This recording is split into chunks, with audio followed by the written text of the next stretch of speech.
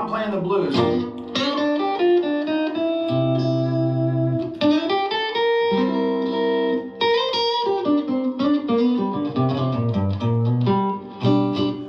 I can connect all this stuff to the chord shape it's coming out of. Now if I go to D. Today I'm breaking down a super useful concept and lick which will help you get round a 12-bar blues and start outlining some of these chord shapes. This is one of my favourite lessons videos by Guthrie Trapp. I'll put a link to this full video in the description below and Guthrie's channel.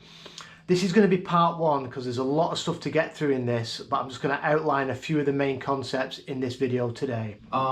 Just one lick that can kind of help you start navigating through playing over chord changes. Just like a blues change, you know, G to C7 or C9, D, D9, D7, back to G.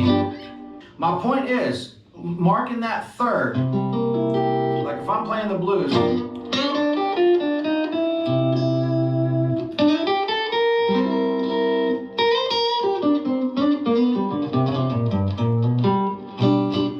I can connect all this stuff to the chord shape it's coming out of. Now if I go to D,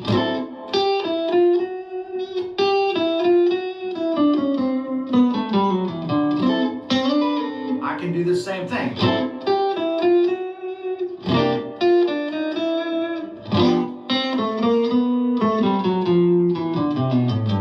Then watch, if I... Right, super cool. So we're in the key of G, so our three chords, we've got G7, we've got C9 or C7. You could do the same things over each of them chords, and D9 or D7. My point is, marking that third, like if I'm playing the blues,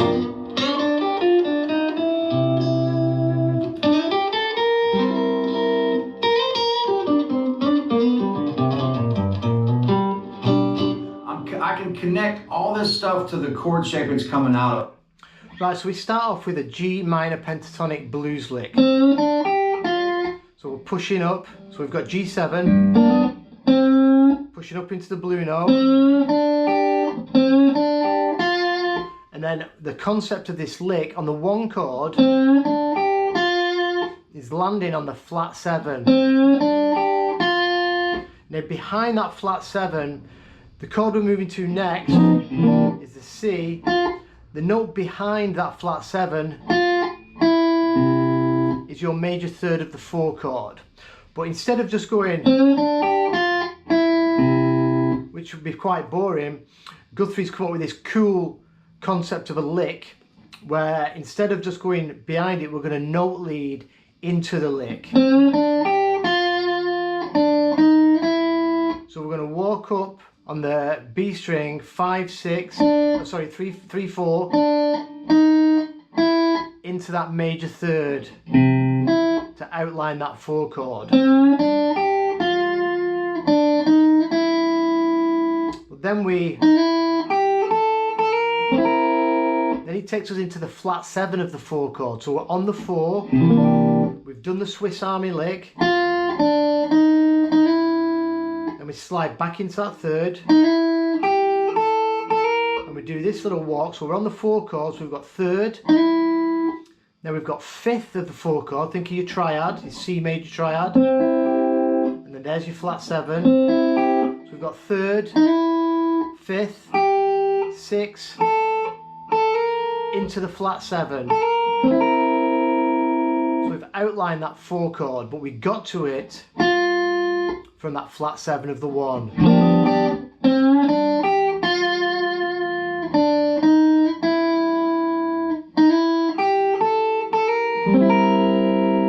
Then we can play this cool C7 chord. We've got a C major triad there, your second inversion, 5th, root, 3rd, and on the top we can put this flat 7. That's a dominant 7 chord.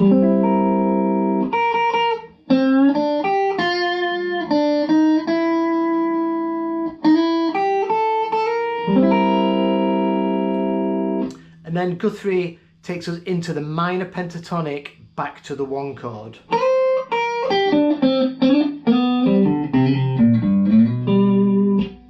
sweet. So we're on that flat 7.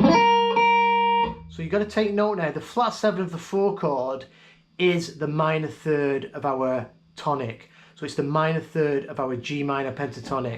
It's your flat 7 of the 4. So just by landing on that, you're already putting yourself in the minor pentatonic. If you went up a whole step from that flat 7, it would put you in the major third of the 1. So you could use that to just put yourself back to the 1 chord. For more of a B.B. King type thing. But Guthrie's from that flat 7, he's sliding up a whole step, which is C. So it's the root of our 4 chord. Then falling back to what was the flat 7, it still is the flat 7 of C, but now we're thinking minor third of G minor. So we're slamming ourselves straight in that minor pentatonic to the root, to the 5. Then we're going to grab the 5th fret of the G with our first finger. This is all like position 2 G minor pentatonic. Then we do a finger switch, ring finger, slide in from this 5th fret to the 7th, back into the 5. And then straight away, sliding into the major third of the 1 from the minor third. Then up the triad. So we've got 3rd, triad, so we've got root, 5th, and then we've got 3rd to the blue note. We can hammer on or play the 4 and pull off. Then we've got minor pentatonic, and then he slides into the 7th fret low E. This is our first inversion G major triad or major pentatonic.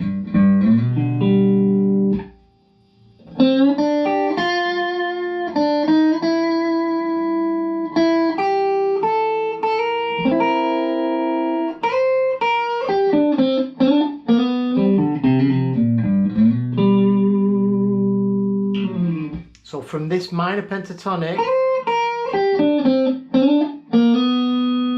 we come into the major and we tidy it up now back to our 1 chord. And then GT just plays this D form, G major just to finish it off. Next lick. Now if I go to D,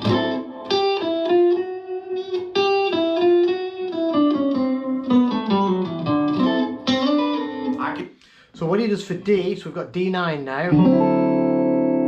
We're doing that same lick that we did before from the flat 7 into the 3rd of C, but now we're just moving that up a whole step and doing exactly the same thing. But now, when you're going through the blues progression, whenever you go back to the 1 chord and you land on the root, behind that root now is the major third of the 5 chord. So this is how you can navigate to the 5 chord from the 1. The root behind it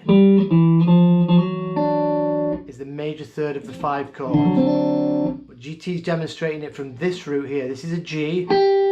So out of this lick, sorry.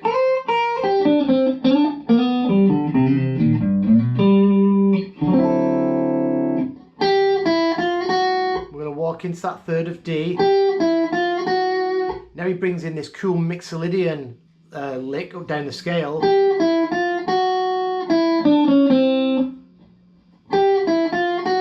Back to the 5th fret B. Walking down to the flat 7 from our D root. And then we're going to drop back a half step.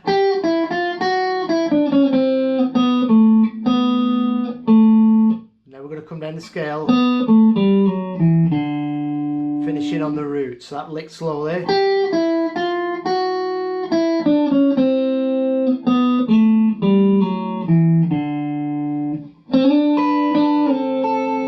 With that cool move. portion of this 9th chord.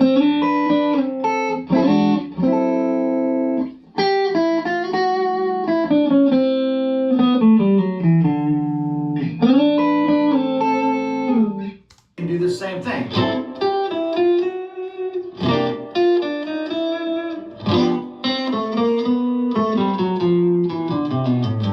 Then watch, if I... So we could do exactly the same thing now when we've gone from D, we go to C, do that exact same lick like we did before, just doing what we did for D but a whole step down. To the flat 7.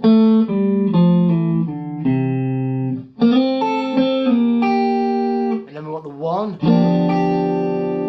So now we go from the 5th fret of the G. So this happens to be as well what you want to take note of is when we're on the 5 chord, behind the flat 7 of the 5 is the major 3rd back to the tonic. So behind the flat 7 of the 5 is the major 3rd of the 1 chord. So you could do that lick again and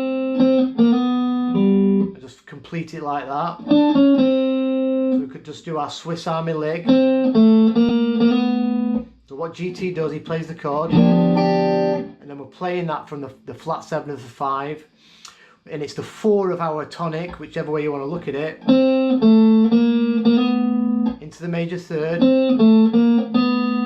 and then we're going to do that same mixolydian lick.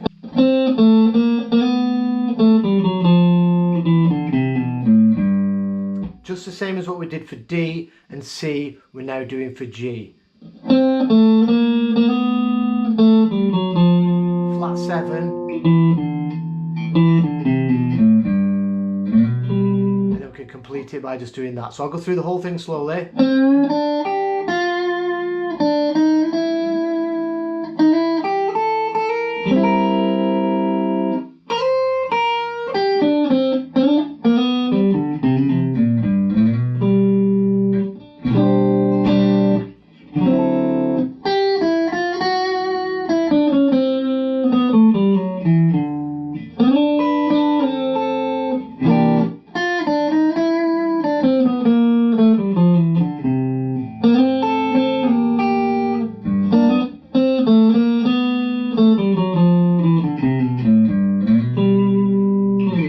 Watch GT get through it. D9, D7, back to G. My point is, marking that 3rd, like if I'm playing the blues,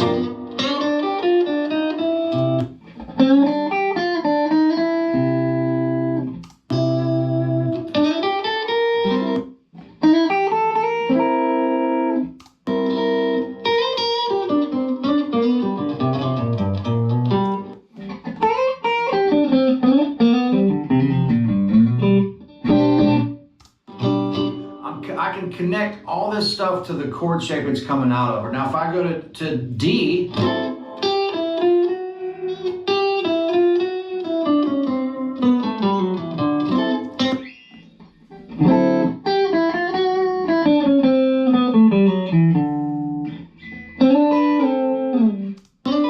I can do the same thing.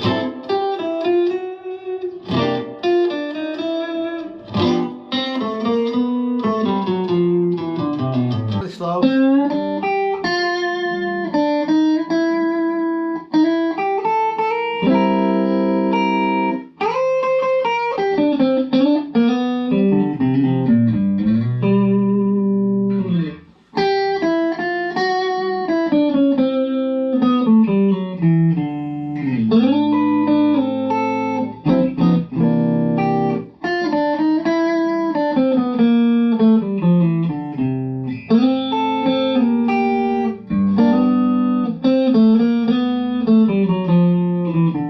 Oops.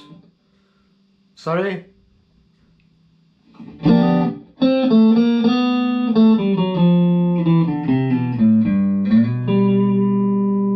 So I hope you get something from that. I'm going to do more parts to this because there's a lot to break down in this video. We're going to do the same thing. I'm going to do another video, but we're going to do the same thing but in different parts of the neck, and then we're going to start hooking it all up together.